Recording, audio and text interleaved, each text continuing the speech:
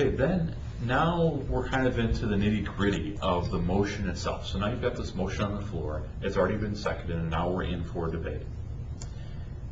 You can actually make a motion to limit debate, just as kind of where we left off. Let's say you want to limit it to 5 minutes and you want 4 people for and 4 people against. That is allowable, but remember, the body has to vote in favor of it. So if the body votes in favor of it and it's not part of your rules, that will be the rules in which you'll be able to operate on that particular motion.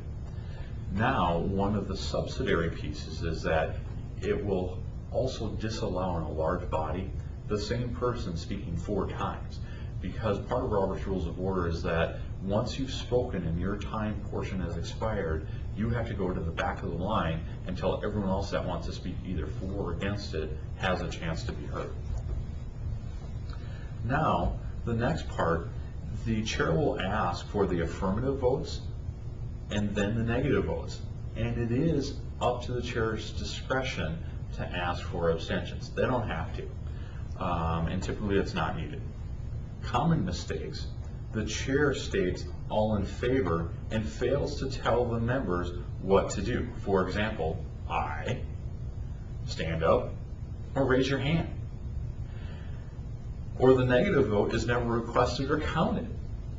The chair uses voice vote and says all in favor say aye, all opposed like sign. That's another common mistake. The chair should be very careful when they're asking for the affirmative votes. It should be, the chair should say, if all those in favor say aye, those opposed say nay. Now if he wants a rising vote, he can also ask for that as well. All those in favor, please rise. Then he'll say, please be seated. Those against, please rise. Now the chair should announce the result of the voting. Now sometimes the chair will forget to announce the results of the voting. In that instance, if you go to a new business item, it is your duty to do a point of order. Chair, point of order and point of information, you can stand up at any time and ask for information and help guide the chair to correct these common mistakes that will happen. Now, let's say you didn't know what the vote was or the topic of the motion. You can actually go point of information.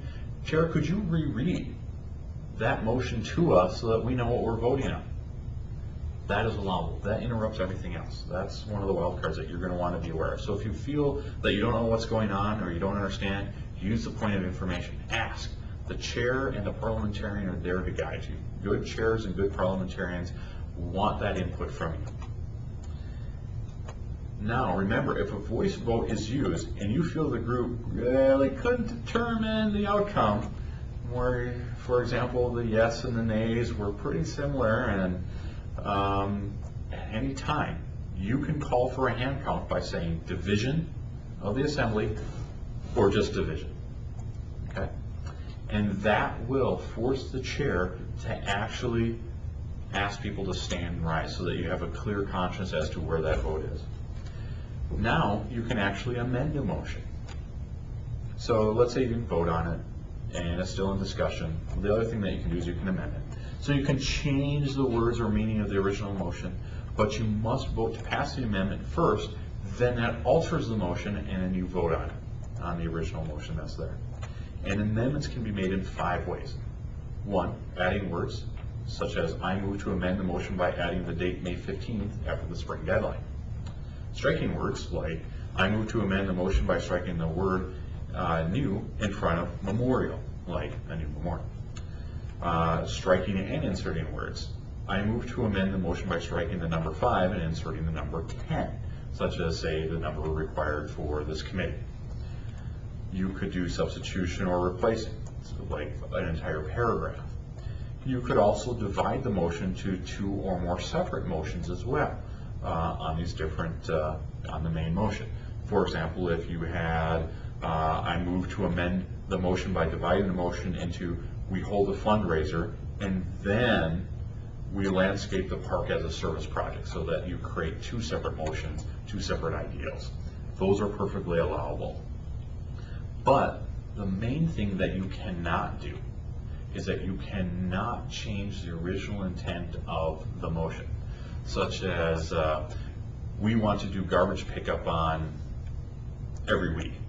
You can't go in and strike garbage pickup as an amendment and then just leave it blank, because that would ruin the original intent of what that motion is about, garbage pickup. Now, if you want to change Thursday or every week, that doesn't change the intent. The original intent is garbage pickup. Now for voting, there's 5 methods of voting as well. Voice, rising or show of hands, roll call. Roll call is basically they call your name. General consent, and then the ballot. Okay, and of course there's different subsets within there, and we won't have to worry about those either.